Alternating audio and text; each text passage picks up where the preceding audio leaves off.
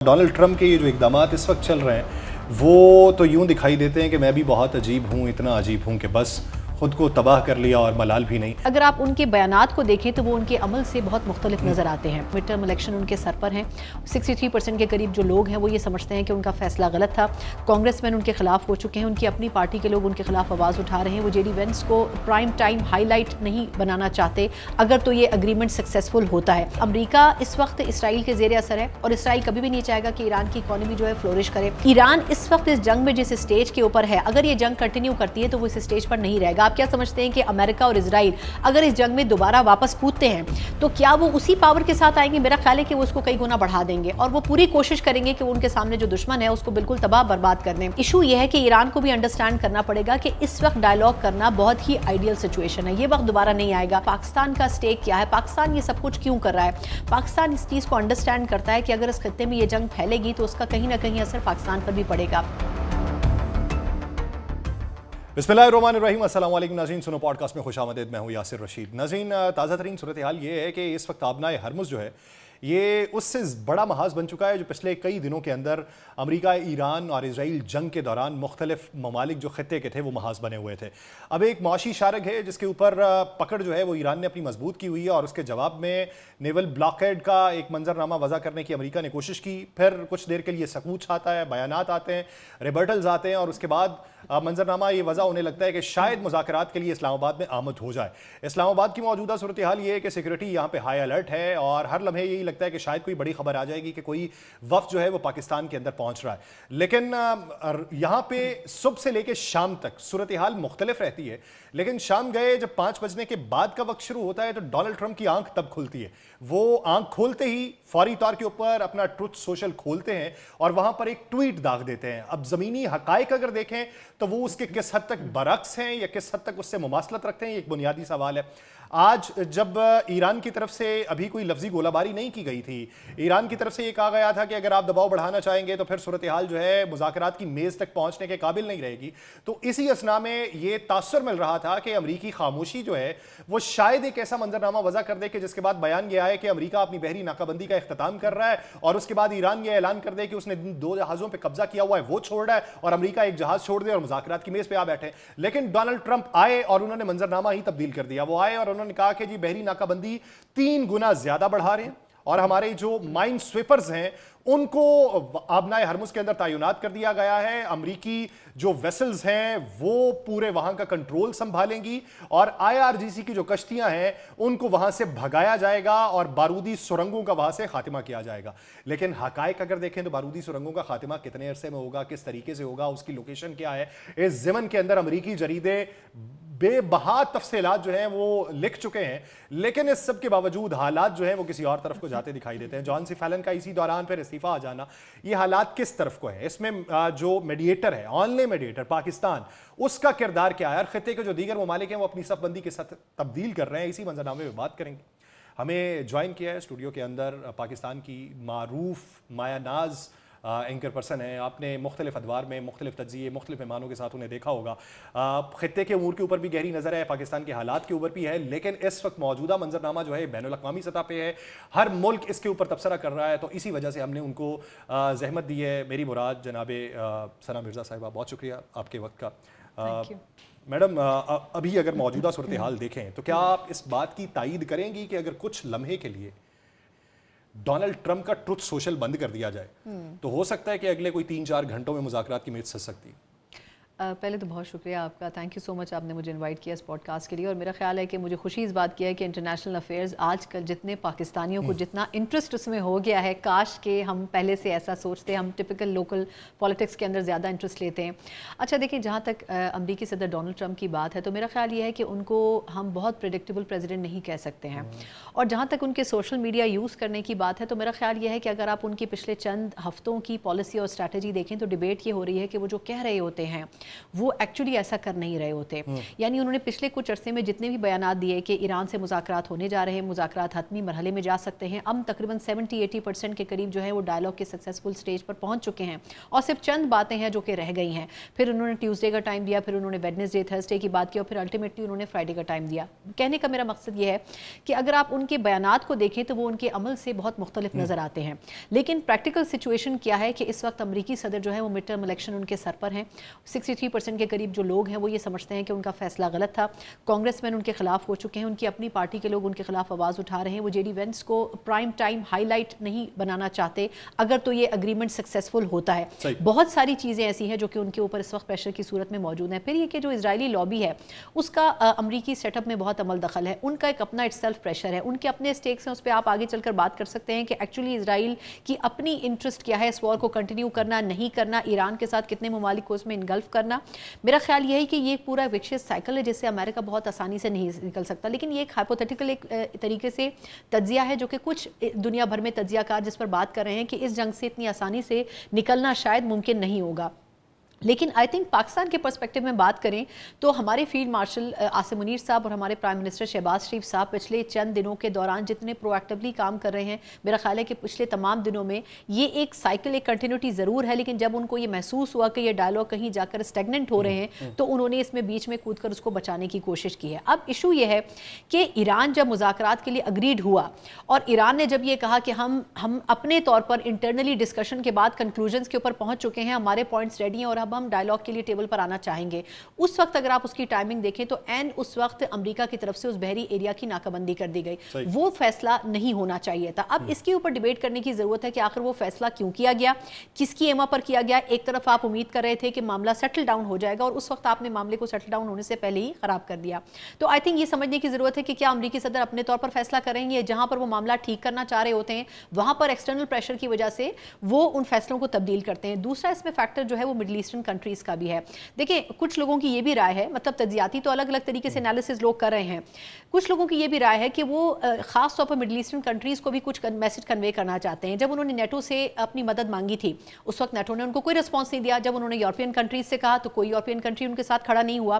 اس کے بعد جب انہوں نے یہ محسوس کیا کہ مشکل وقت میں, اور شاید اس میں ایک وجہ یہ بھی ہے کہ اسی لیے امریکہ اپنی تاریخ کا سب سے بڑا دفاعی بجٹ لے کے آ رہا ہے, کیونکہ ان کو یہ پتہ چل گیا ہے کہ اب اس مشکل وقت میں یا کبھی بھی اگر امریکہ کے اوپر مشکل آتی ہے تو ان کے دائیں بائیں کوئی موجود نہیں ہوگا. تو اس لیے آئی تھنک اس میں سب سے بڑا فیکٹر یہ ہے کہ انہوں نے یہ ریئلائز کیا کہ ان کو ایک میسج بھی کنوے کرنا ہے یورپین کنٹریز کو, نیٹو کو, کہ اگر وہ چاہیں تو مذاکرات کرنے سے پہلے اگر ایک قدم پیچھے ہٹا لیں تو وہ مذاکرات سبوتاژ بھی ہو سکتے ہیں. یعنی کچھ لوگ اس کو ہائپوتھیٹیکلی اس چیز سے بھی ریلے کر رہے ہیں کہ امریکی صدر جب چاہیں آئل پرائسز کو اپ لے جا سکتے ہیں, جب چاہیں آئل پرائسز کو نیچے لا سکتے ہیں, صرف ایک ٹویٹ سے, جو آپ نے ٹروتھ سوشل کی بات کی. اس میں دیکھا جائے تو محمد باقر کالباف نے ابتدائی طور پہ یہ کہا تھا کہ اگر ٹرمپ اپنی ٹویٹ کرے اور لانگ شاٹ لگانے کی بات کرے, یعنی لانگ شاٹ یہ کہ ٹرمپ کی ٹویٹ سے 15 منٹ پہلے خبریں یہ منظر عام پہ آئیں کہ $1 ٹریلین کسی نے انویسٹ کیے اور ٹویٹ ہوئی, مارکیٹ اوپر گئی, اور سٹاک میں اس کو لانگ شاٹ کہا جاتا ہے کہ آپ نے انویسٹ کی, لاک کیا, مارکیٹ اوپر گئی ہے. اسپیشلی وہ ویکنڈز کے اوپر خاص طور پر یہ کھیل کھیلتے تھے. تو انہوں نے کہا کہ اگر ٹرمپ یہ کر سکتا ہے تو یہ ہم بھی کر سکتے ہیں, ہمارے لیے کوئی مشکل بات نہیں ہے, ہمارا بھی ایک جوابی وار آئے گا, ایک جوابی بیان آئے گا اور مارکیٹ نیچے گر جائے گی. انہوں نے کہا جی ٹرمپ جو کہتا ہے اگر یہ جو کاروباری طبقہ ہے یہ اس کے الٹ کرے تو زیادہ منافع کما سکتا ہے, ہم اس کی ایشورٹی دیں گے. یہ محمد باقر کالباف کا کہنا تھا. جہاں تک بات آپ نے کی کہ وہ میسج دینا چاہتے ہیں بہت سے ممالک کو, لیکن اس میں سائن کیا ہے کہ اس میسج سے امریکہ کو فائدہ ہو رہا ہے یا امریکہ مزید دلدل میں پھنس رہا ہے. اگر آج کی رپورٹ دیکھی جائے تو بیروت کے اندر جو یو ایس ایمبیسی ہے اس نے باقاعدہ طور پہ یہ کہا کہ جب تک کمرشل پروازیں چل رہی ہیں تمام یو ایس جو سٹیزن یہاں پہ موجود ہیں یہاں سے انخلاء نہ ممکن بنا لیں. تو ادھر سے تاثر کیا دے رہے ہیں کہ لبنان کا محاذ پھر سے اوپن ہو سکتا ہے. تو اب ایسی صورتحال کے اندر میرا سوال یہ ہے کہ یہ سارا کچھ مڈ ٹرم الیکشن میں ڈونلڈ ٹرمپ کو فائدہ کیا دے گا, یا ان کی مقبولیت جو اس وقت 33 یا 36% پہ جو نیا سروے ہے اس کے مطابق ہے تو وہ بڑھ کے 50% پہ کیسے جائے گی؟ دیکھیں میرا خیال ہے کہ شاید مڈ ٹرم الیکشن ان کا بہت بڑا سٹیک نہیں ہے, کیونکہ آپ بھی جانتے ہیں کہ وہ دوسری مرتبہ پریزیڈنٹ منتخب ہو رہے ہیں, تو وہ بھی جانتے ہیں کہ جب وہ یہاں سے رخصت ہوں گے تو شاید ان کا کم بیک نہیں ہو سکے گا. لیکن لوگوں کی یہ بھی رائے ہے کہ جے ڈی وینس کے لیے بھی وہ بہت بڑا اسٹیج سجا کر نہیں جانا چاہتے کہ مذاکرات کے بعد کوئی ڈائلاگ کے بعد سکسیسفل اگریمنٹ ہو اور اس کے بعد کریڈٹ پہ ان کے یہ جائے کہ ان کی موجودگی میں سب کچھ ہوا. شاید یہی وجہ تھی کہ صدر ٹرمپ جو ہے انہوں نے یہ اسٹیٹمنٹ دیا تھا کہ اگر یہ اگریمنٹ پہ بات جاتی ہے تو وہ پاکستان خود بھی آنے کو تیار ہوں گے. یہ وائبز امریکہ سے بھی آ رہی تھی. آئی تھنک ان کا پریزیڈنسی کے حوالے سے بہت بڑا اسٹیک نہیں ہے, لیکن وہ اپنے آپ کو یہ کنوے کرنا چاہتے تھے دنیا کے سامنے کہ وہ امن لانے کی کوششیں کریں, جو کہ پریکٹیکلی ممکن ہوتا ہوا نظر نہیں آ رہا تھا. دوسری چیز یہ ہے میرا خیال میں, جس بات کی میں پہلے بھی جس کی طرف اشارہ کری تھی, کہ وہ ویسٹرن ورلڈ کو یہ میسج بھی کنوے کرنا چاہتے تھے کہ جہاں پر امریکہ کی آپ کو ضرورت ہے, آپ یعنی پوری دنیا کا فوکس یہ تھا کہ مذاکرات کامیاب ہوں, اگریمنٹ ہو, آبنائے ہرمز کو کھولا جائے, لیکن وہ اگر ممکن نہیں ہو سکا تو اس سے انڈائریکٹلی پوری دنیا ہی افیکٹ ہو رہی ہے, یورپین کنٹریز بھی, مڈل ایسٹرن کنٹریز بھی, اور ایک انڈائریکٹ پریشر ان کی طرف سے بھی امریکہ کے اوپر بلڈ اپ ہو رہا تھا. لیکن جب مشکل وقت تھا امریکہ کے اوپر یا ہے, اس میں یہ دونوں پارٹیز جو ہیں وہ ان کے ساتھ نہیں کھڑی تھی. انہوں نے تو پیسے بھی مانگی کہ یوکرین کی جنگ امریکہ کی جنگ نہیں تھی, ہم اس میں آپ کے ساتھ کھڑے تھے, تو جو ہماری جنگ ہے تو اس میں آپ, اور انہوں نے کہا کہ ہم اپنے طور پر اب فیصلے کریں گے, اب ہم بھی دیکھیں گے کہ ہم نے نیٹو میں جانا ہے یا نہیں جانا. تو میرا خیال ہے کہ ڈیبیٹ انہوں نے بہت ساری چیزوں کی کھولی ہے, لیکن اگر دیکھیں پریکٹیکلی سمجھے تو جو لوگ یہ بات کر رہے ہیں کہ یہ ون ون سچویشن کسی ایک کنٹری کی ہے, میں سمجھتی ہوں, یا میری ادنا رائے یہ ہے کہ یہ کسی ایک کنٹری کی ون ون سچویشن نہیں ہے. ایران اس وقت اس جنگ میں جس اسٹیج کے اوپر ہے, اگر یہ جنگ کنٹینیو کرتی ہے تو وہ اس اسٹیج پر نہیں رہے گا. آپ کیا سمجھتے ہیں کہ امریکہ اور اسرائیل اگر اس جنگ میں دوبارہ واپس کودتے ہیں تو کیا وہ اسی پاور کے ساتھ آئیں گے؟ میرا خیال ہے کہ وہ اس کو کئی گنا بڑھا دیں گے, اور وہ پوری کوشش کریں گے کہ وہ ان کے سامنے جو دشمن ہے اس کو بالکل تباہ برباد کر دیں. آپ کو یاد ہوگا ٹویٹ تو انہوں نے کیا تھا کہ وہ پوری اس کی تاریخ اور تہذیب کو مٹا دیں گے ایران کے.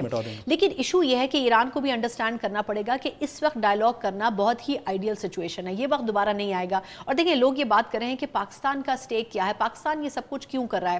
پاکستان اس چیز کو انڈرسٹینڈ کرتا ہے کہ اگر اس خطے میں یہ جنگ پھیلے گی تو اس کا کہیں نہ کہیں اثر پاکستان پر بھی پڑے گا, اس کا اثر اوور آل اس خطے کی اکانومی کے اوپر بھی پڑے گا. اور سب سے بڑھ کر یہ کہ پاکستان کا سعودی عرب کے ساتھ جو اگریمنٹ ہے, اور پاکستان اب جس کو مزید اگریمنٹ کو پھیلا کر فردر آگے لے کے جانا چاہتا ہے. لوگ تو یہاں پر گلف نیٹو کی بھی بات کر رہے ہیں نا, لیکن اس پوری سچویشن میں پھر پاکستان کے لیے کسی ایک کو پک اینڈ چوز کرنا پڑے گا, جو کہ ایک بڑا ہی مشکل ایک کٹھن ڈیسیجن ہو سکتا ہے. تو آئی تھنک پاکستان, اور اس میں ایک سب سے بڑی اور چیز بھی ہے, وہ یہ کہ پاکستان جو کچھ کر رہا ہے اس میں انڈیویجولی صرف اس کی اپنی مرضی نہیں ہے. اگر آپ دیکھیں تو فرام دا بگننگ ہم اس وقت ہمیں چائنا کا کردار اتنا کلیئر نظر نہیں آ رہا تھا, ہمیں رشیا کا کردار اتنا نظر نہیں آ رہا تھا, لیکن with the passage of time we understood کہ اس میں ایک بہت بڑا اسٹیک چائنا کا بھی تھا. تو آئی تھنک بہت سارے ملکوں نے کلیکٹیولی فرنٹ کے اوپر پاکستان کو لا کر یہ میسج دینے کی کوشش کی ہے. اور یہ جو ایک بات کہی جا رہی ہے کہ ایران سے بات کرنے کے لیے پاکستان ہی سب سے بہتر ملک ہو سکتا ہے, یہ میرا خیال ہے کسی حد تک درست ہے, کیونکہ پاکستان میں اب یہ ڈیبیٹ بھی ہو رہی ہے. آئی ڈونٹ نو آپ کی پالیسی میں کس حد تک آپ اس چیز کو پورٹرے کر سکتے ہیں کہ پاکستان کے جو عوام ہیں ان کی ایک اپنی افیلیشن ہے ایران کے ساتھ, اور پاکستان کی گورنمنٹ جو بھی پالیسی لے کر چلے, لیکن پاکستان کے عوام جو ہیں اس پالیسی کو تبدیل کرنے کی قوت رکھتے ہیں. تو اس لیے پاکستان کے لیے بڑا ضروری ہے کہ وہ ایران کو پیسفل کنٹری کے طور پر آگے کنٹینیو کروائے, لیکن یہ تبھی ممکن ہو سکتا ہے جب ایران اور امریکہ دونوں بات چیت کی راہ ہموار کر سکیں. میرا ایک سوال ہے, آپ نے یہ کہا کہ ایران کو یہ سمجھنا ہوگا کہ وہ مزید تباہی کا متحمل نہیں ہے اور موجودہ صورتحال کے اندر مذاکرات کی میز پہ آنا ہوگا. وہ یہ کہتے ہیں کہ ہم نے آبنائے ہرمز کھولنے کا اعلان کیا تھا, بحری ناکہ بندی انہوں نے کی تو پھر ہم اس پوزیشن پہ واپس گئے ہیں. اب ایک آپ صورتحال دیکھیے کہ اس وقت آئیڈیل سچویشن ایران کے لیے کیا ہو سکتی ہے کہ آج سے 3 ماہ پہلے کا منظرنامہ دیکھیں تو ہزاروں لوگ سڑکوں کے اوپر موجود تھے, ان کا مقابلہ کرنے کے لیے وہاں پہ سیکیورٹی اداروں کے لوگ موجود تھے, فائرنگ ہوئی, سینکڑوں اموات جو ہیں وہ ایران کلیم کرتا ہے, ہزاروں اموات جو ہیں امریکہ کلیم کرتا ہے. اس کے بیچ کا کوئی فگر ہوگا. اب اس وقت مقبولیت دیکھیں تو IRGC کی مقبولیت کتنی تھی کہ سپاہ پاسداران کو ملک کے اوپر قابض سمجھا جا رہا تھا اور اس کے مخالف نظریات پر, لیکن اس جنگ کے بعد جہاں پہ ایک ایسا شخص جو ہے جس کی شہادت ہوئی ہے, جن کی عمر جو تھی وہ 84 سال کے قریب ہے, یہ ایک رائے پائی جاتی ہے کہ وہ اور کتنی دیر جیتے, لیکن سوال یہ کہ ان کا نظریہ ان کی شہادت کے بعد پریویل کہاں پہ کیا. وہ جو ایک اینٹی پاسداران لوگ تھے وہ بھی یکجہتی ہو کے وہ ایک پورا منظرنامہ بن گیا. اب $270 بلین کا وہ کہتے ہیں ہمیں ابتدائی طور پہ نقصان ہوا, 1 لاکھ سے زیادہ ہماری عمارتیں جزوی یا مکمل طور پہ منہدم ہوئیں, ہماری ثقافت کو مٹانے کی کوشش کیسے کی گئی کہ ہمارے پلوں کو تباہ کیا گیا, ہماری یونیورسٹیز, ہمارے اسپتالوں, ہمارے اسکولوں کے اوپر حملے کیے گئے.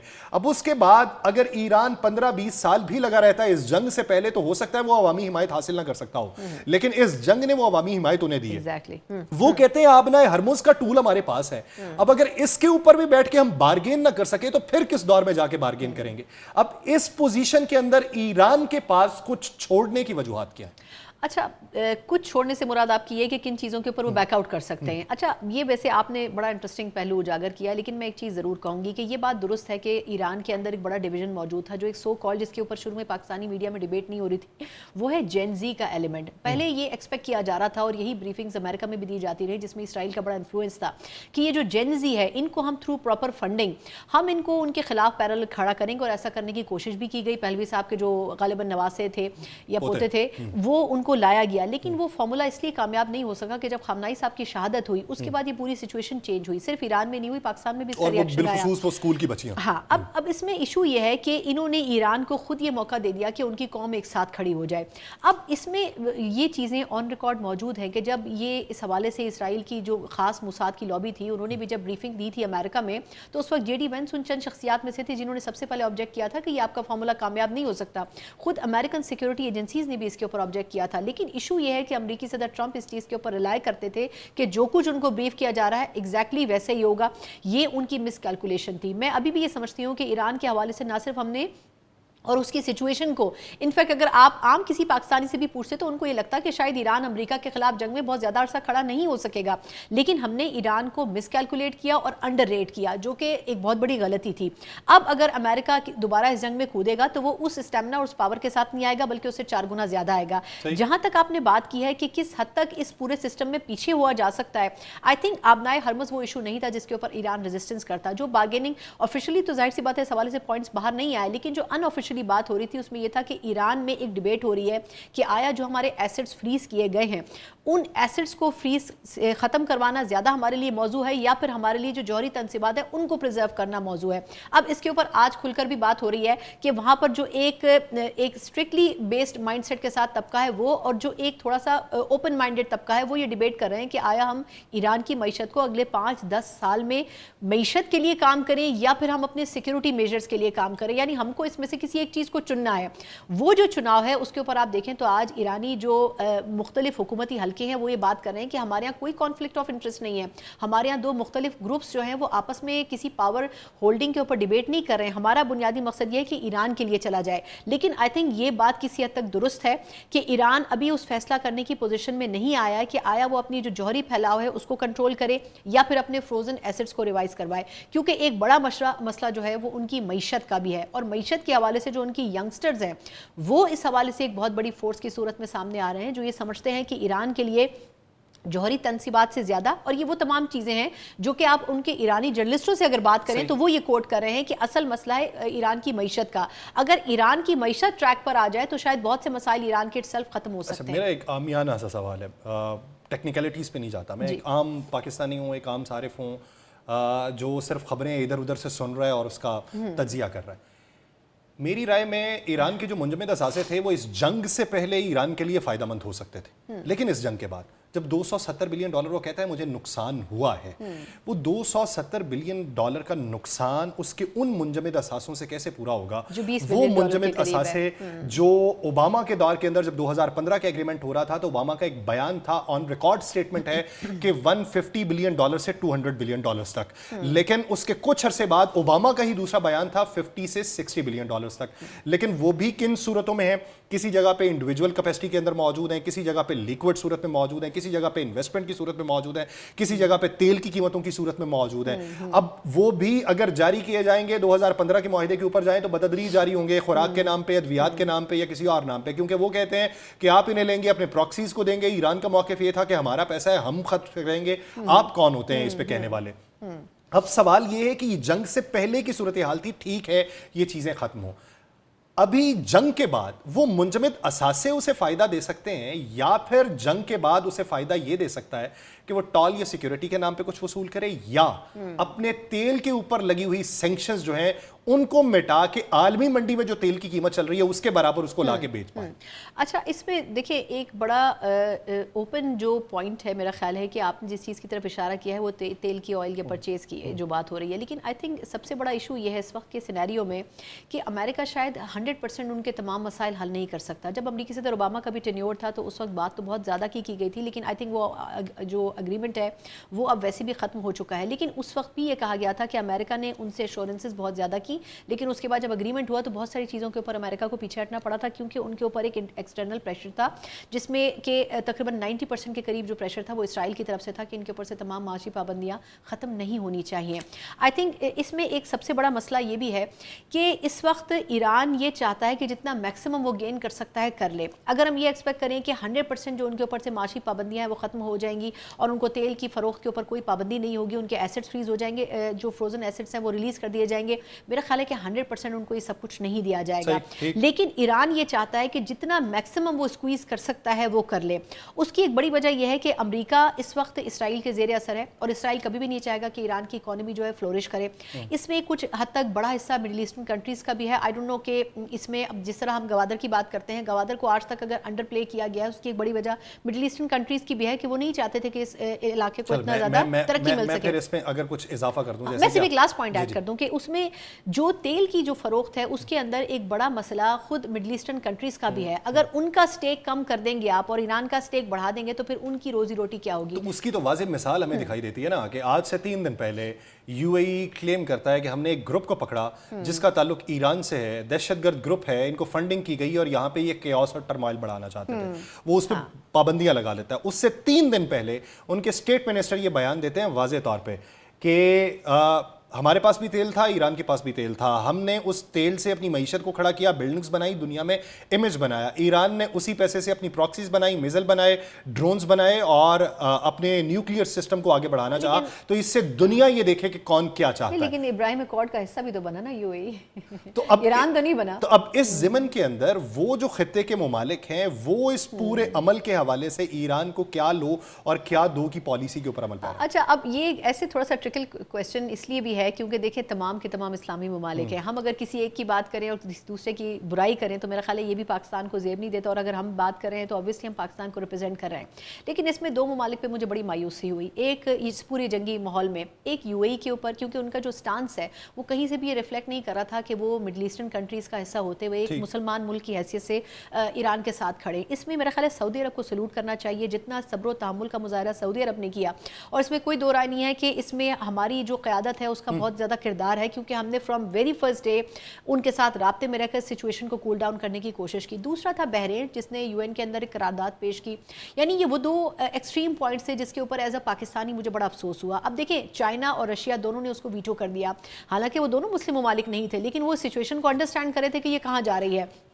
तो आई थिंक अगर ये समझा जाए कि तमाम के तमाम मिडिल ईस्टर्न कंट्रीज़ जो हैं वो ये चाहते हैं कि ईरान एक बड़ा सक्सेसफुल तरीके से एग्रीमेंट कर ले और तमाम चीज़ें बड़ी पीसफुल हो जाए और ईरान की इकॉनमी जो है वो ग्रूम करे और बहुत ही बेहतरीन अंदाज में काम करे, तो मेरा ख्याल है कि ये किसी हद तक ज़्यादा होगी। वो विद ऑल ड्यू रिस्पेक्ट मैं शायद इसमें खुलकर बात नहीं करना चाहूँगी, लेकिन मुझे ऐसा लगता है कि मिडिल ईस्टर्न कंट्रीज़ ने भी इसमें एक बड़ा किरदार अदा किया इस सिचुएशन को वर्स करने में। लेकिन कुछ ममालिक ने इस सिचुएशन को कूल डाउन करने के लिए अपनी जो लिमिट्स हैं उनको क्रॉस नहीं किया। और आई थिंक इसमें पाकिस्तान के रोल को अगर तो हम ये कह दें कि सऊदी अरब की आशीर्वाद हासिल नहीं था तो ये फिर गलत होगा। अब तो इसमें कतर भी ऑन बोर्ड है जो शायद पहले नहीं था। तो आई थिंक ईरान को भी अंडरस्टैंड करना पड़ेगा। एक लास्ट पॉइंट ज़रूर मैं ऐड करना चाहूँगी इसमें कि देखें, ईरान के लिए भी एक बड़ा नादिर मौका है कि वो अपने दोस्त और दुश्मन की तफरीक कर ले। वो भारत कहाँ है जो कि मतलब ख़ास तौर पर ईरान के साथ खड़ा होता था। ईरान के लिए बड़ी खुली पॉलिसी थी, पाकिस्तान तो दूर की बात है, लेकिन भारत के लोग ईरान में खुलेआम बगैर वीज़े के घूम रहे होते थे, उनको कोई पूछने वाला नहीं होता था। तो अब ईरान को भी अंडरस्टैंड करना पड़ेगा कि मुश्किल वक्त में किस मुल्क ने उनका साथ दिया और किस मुल्क ने आज तक टिल नाउ उनके लिए आवाज़ नहीं उठाई है। अच्छा, मुझे ये बताइए कि इसमें से किसी तरीके से भी डोनाल्ड ट्रंप निकलते हैं, ज़ाहिर बात है मुज़ाकरात के बाद ही निकलेंगे, किसी न किसी पोजीशन पे निकलेंगे, कोई टर्म्स एंड कंडीशंस के ऊपर निकलेंगे। उसका फ़ायदा उन्हें मुआशी तौर पे कितना होगा? उनके साथ जो बैठे हुए लोग हैं जो सियासी एतबार से उनका बैकग्राउंड कोई नहीं है, मेरी मिसाल इस पूरे अमल के दौरान जिन्होंने पैसा बनाया, उनको फ़ायदा होना है या अगले दौर के ऊपर उन पे केसेस खुलना है? देखिए, मेरा ख्याल है कि इकॉनमी के लिहाज से अगर देखा जाए तो अमरीकी सदर 1 से ज़ायद मरतबा ये ट्वीट भी कर चुके हैं, लिख भी चुके हैं कि देखें हमारे पास तो तेल की कोई किल्लत नहीं है। मुख्तलिफ ममालिक जिनको आजकल तेल की बड़ी शॉर्टेज है, किल्लत है, जिनको एनर्जी क्राइसिस है, वो अमेरिका आए और अमेरिका से आके इस किस्म की डील्स करें। तो वो चाहते हैं कि उनकी जो मार्केट है वो दुनिया भर के लिए ओपन हो। बहुत सारे इशूज़ के ऊपर वो खुलकर बात भी कर रहे हैं। तो आई थिंक उनको फिर मैं वही कहूँगी कि उनका जब टेन्योर कंप्लीट होगा तो उनको इससे कोई फ़र्क नहीं पड़ेगा कि अमेरिका कहाँ जा रहा है, लेकिन वो ये चाहते हैं कि जब वो जाएँ तो किसी शाहाना अंदाज में ताज पहन कर जाएँ कि उन्होंने बहुत कुछ अमेरिका के लिए किया, जो कि आई थिंक ऐसा महसूस नहीं किया जा रहा। उनकी अपनी पार्टी के लोग उनके मवाक़से की بات کر رहे ہیں, उनके अपने जो इर्द गिर्द उनके सेटअप में मौजूद लोग हैं वो ये बात कर रहे हैं कि इस जंग में कूदने से अमेरिका को रोज़ाना की बुनियाद के ऊपर बिलियन डॉलर्स के नुकसानात हो रहे हैं, जो कि शायद रिवाइज करने में, उसको उस पोजीशन पर वापस लाने में अमेरिका को महीनों या सालों लग सकते हैं. लेकिन अब ये डिबेट भी हो रही है कि आया क्या वाकई अमेरिका को किसी और मुल्क या इसराइल के ऊपर इतना रिलाय करना चाहिए.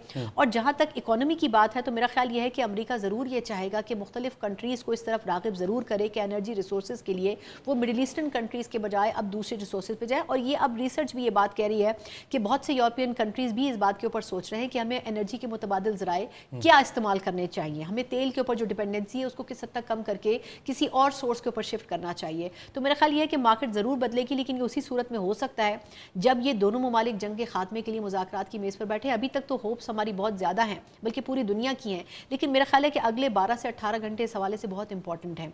जो सिचुएशन है, जो हम जैसे अदना सहाफ़ियों ने अभी तक अप्रोच किया, उसमें बहुत सी चीज़ें खुलकर बताई नहीं जा रही हैं. बड़ा अफसोस है कि पाकिस्तानी सहाफ़ियों को इसमें थोड़ा साइड लाइन किया गया है. मैं ज़रूर इस शिकायत को एड्रेस करूँगी, लेकिन कहा यह जा रहा है कि उम्मीद रखें अगले 12 से 18 घंटे में डेवलपमेंट अगर होती है तो ज़रूर हो जाएगी. लेकिन इसका ये मतलब नहीं है कि अगर खुदा न खास्ता नहीं होती तो पाकिस्तान एग्जिट कर जाएगा. पाकिस्तान टिल द टाइम, जब तक कि ये कामयाब नहीं होते एफर्ट्स, पाकिस्तान इसमें एफर्ट्स अपने लगाता रहेगा. वो जो आपने गिला किया है, उस गिले के हवाले से एक तबका ये भी राय रखता है कि अच्छी बात है हमने किरदार ऐसा अदा किया कि जिसमें खामोशी ज़्यादा इख्तियार की है, ताकि हम किसी की साइड ना ले सकें और ख़ुद को गैर जानिबदार साबित कर सकें. लेकिन हम उम्मीद करते हैं कि इसका कोई हल निकले. और डोनाल्ड ट्रंप के ये जो इक़दाम इस वक्त चल रहे हैं वो तो यूँ दिखाई देते हैं कि मैं भी बहुत अजीब हूँ, इतना अजीब हूँ कि बस ख़ुद को तबाह कर लिया और मलाल भी नहीं. तो ये तबाही का जो फैलाव है वो बहुत ज़्यादा ना होता रहे. बहुत शुक्रिया मोहतरमा सना मिर्ज़ा साहिबा, अपना वक्त देने के लिए. नाज़रीन, पॉडकास्ट का वक्त ख़त्म हो जाता है, मुझे दीजिए इजाज़त. आपसे मुलाकात होगी किसी और एपिसोड में, किसी और मेहमान के साथ. अपना बहुत सा ख्याल रखिएगा. अल्लाह ने के बाद.